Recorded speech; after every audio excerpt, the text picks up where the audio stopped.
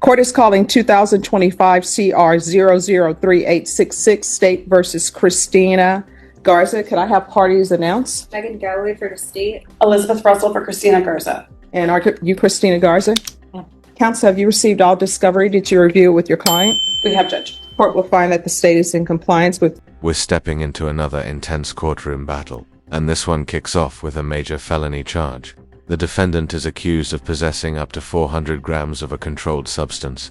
That's far beyond a simple mistake. It carries the possibility of a 20-year prison sentence. Get ready, because this isn't your average traffic court case. Discovery. Ms. Garza, did you review the application for deferred adjudication with your attorney? Did you understand it and sign it? Yes, ma'am. Did you review the true bill of indictment with your attorney? Did you understand it? Yes, ma'am. Counsel, do you waive the reading of the indictment? We do, Judge. State, are you proceeding on the indictment as presented? We are waiving the repeater enforcement. Any objection? No objection from defense. All right. Did you review the admonishments with your attorney? Did you understand it and sign it in all the appropriate places? Yes, ma'am.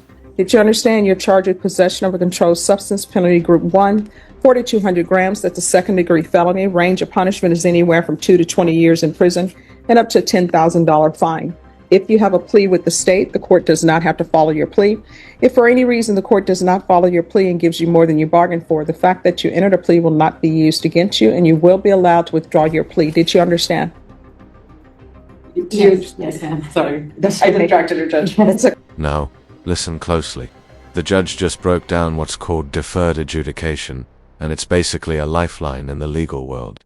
If she follows every rule of probation and finishes it successfully, she walks away without a conviction on her record, but if she slips up even once, she's staring at a possible 20-year prison sentence. It's the ultimate gamble, high stakes, high reward.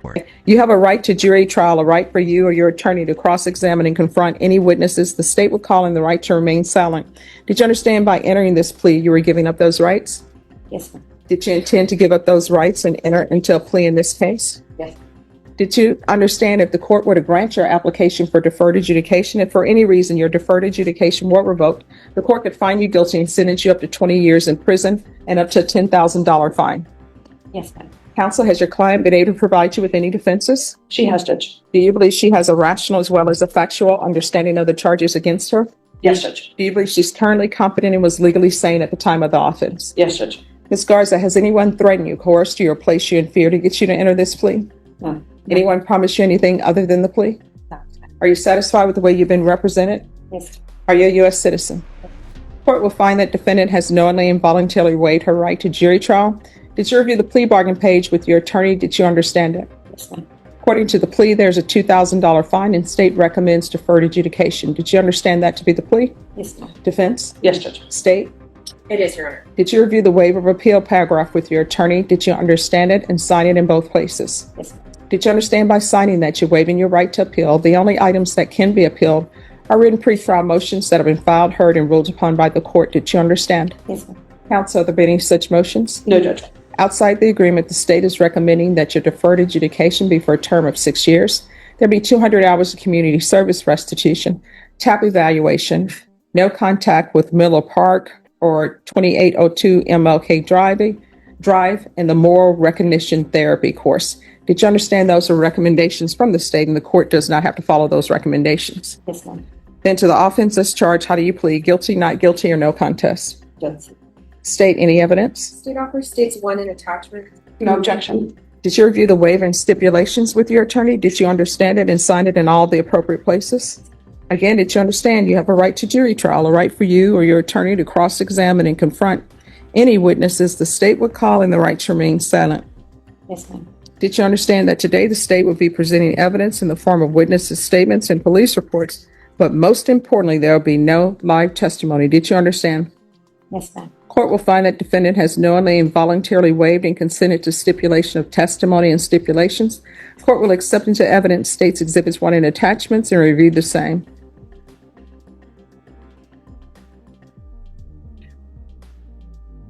After reviewing states exhibits 1 and attachments, the court will find there is sufficient evidence to find you guilty. The court will defer finding of guilt as you applied for deferred adjudication. Are you proceeding with sentencing? Yes, Judge. We waive PSI. Anything you wish to say on behalf of your client? Yes, Your Honor. My client has been a drug addict since she was 15.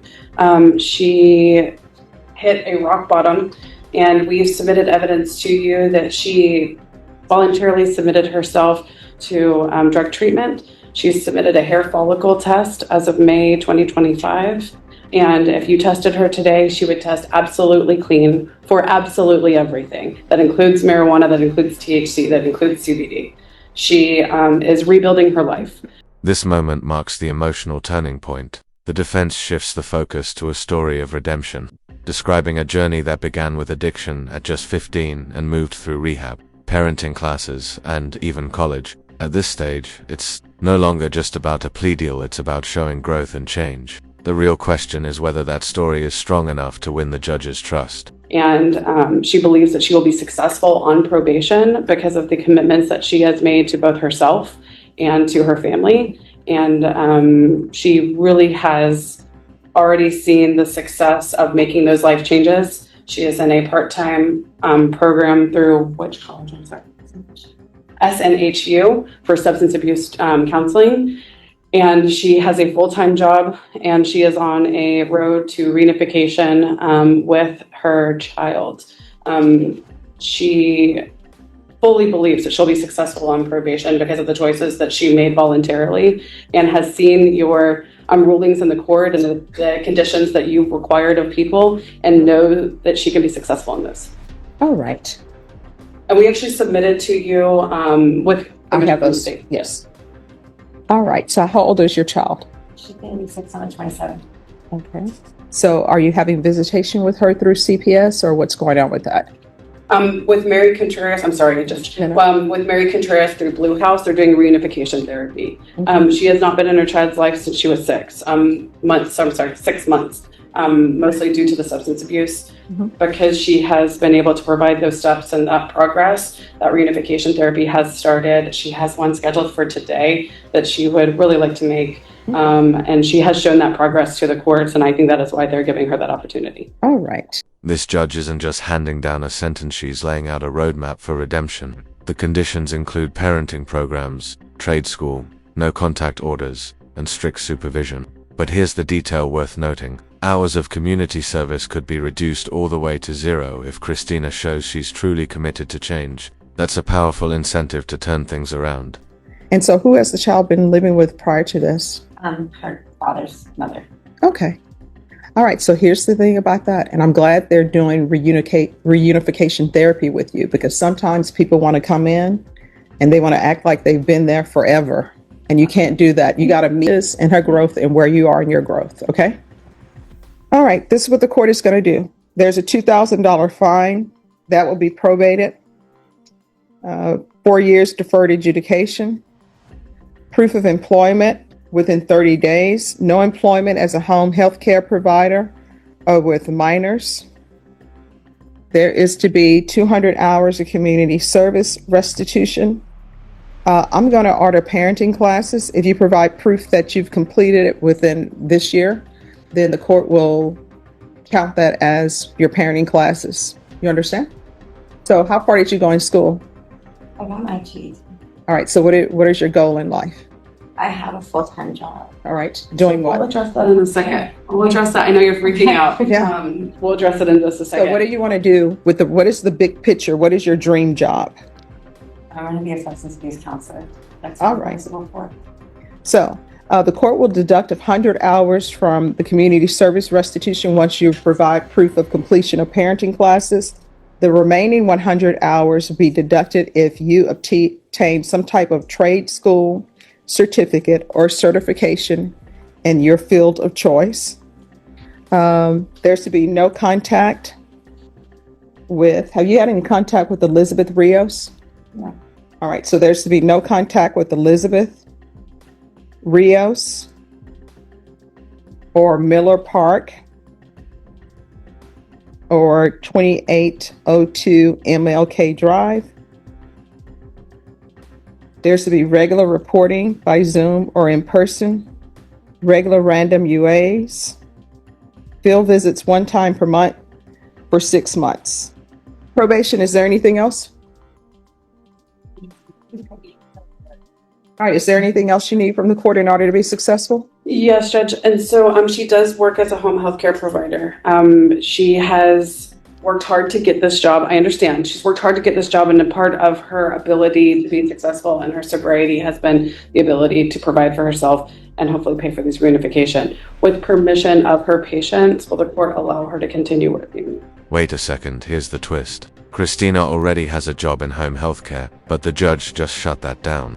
The reason is clear. As a convicted felon, she can't be placed in close contact with vulnerable individuals. The only exception is if she gets written permission from both the patients and their families. And that's more than just a signature on paper writs trust being put in writing. I will consider it, but you have to get a letter from whoever you're caring for. And that letter has to let them know specifically what you're charged with, what you're on probation for.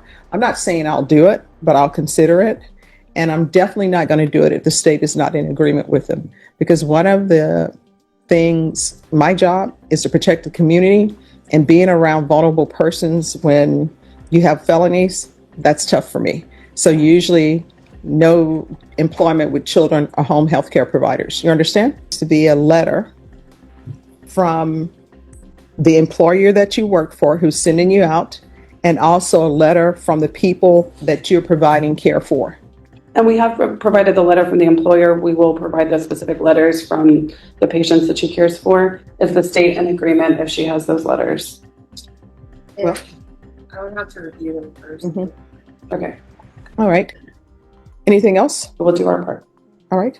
Is there anything else you need from the court? All right. Did you review the document entitled Trial Court Certification? This courtroom isn't focused on throwing people behind bars, it's centered on second chances. But those chances come with responsibility. The judge makes it clear, if you feel like you're on the edge of relapse, don't stay silent. Reach out, ask for help, and doing that could be the very thing that keeps you out of prison. Defendant's rights to appeal with your attorney. Did you understand it and sign it? All right. Because this is a plea bargaining agreement, because I followed your plea bargaining agreement, and because you waive your right to appeal, you do not have the court's permission to appeal. Do you understand? All right. So here's the thing. In this court, communication is key. To be successful, you need to stay in contact with probation. If there's an issue, let probation officer know about it. If you feel they're not addressing it, you can come to me. If you ever think that you're about to use, pick up the phone, call your probation officer. They're going to try to get you help. What I can tell you in this court, if people use, all you have to do is pick up probation and say, hey, I think I'm going to use. They're not going to file a motion to revoke. You know what they're going to do? They're going to come to me with the compliance hearing saying, hey, this person thinks they're about to use. What can we do to help them? You understand? But if you don't call them, there's nothing we can do. All right. Good luck to you. Judge, I did have one additional thing. Sure. He resides in Abilene. And so we would request permission for her probation to be transferred to Abilene. All right. And what county is that? Taylor. I'm sorry? Taylor. All right. And then we can do transfer to Taylor Sorry. County. No problem. And Abilene. All right. Thank you. Thank you, Judge. That's all for today's video. Thank you so much for watching till the end. Stay safe, stay positive, and I'll see you in the next one.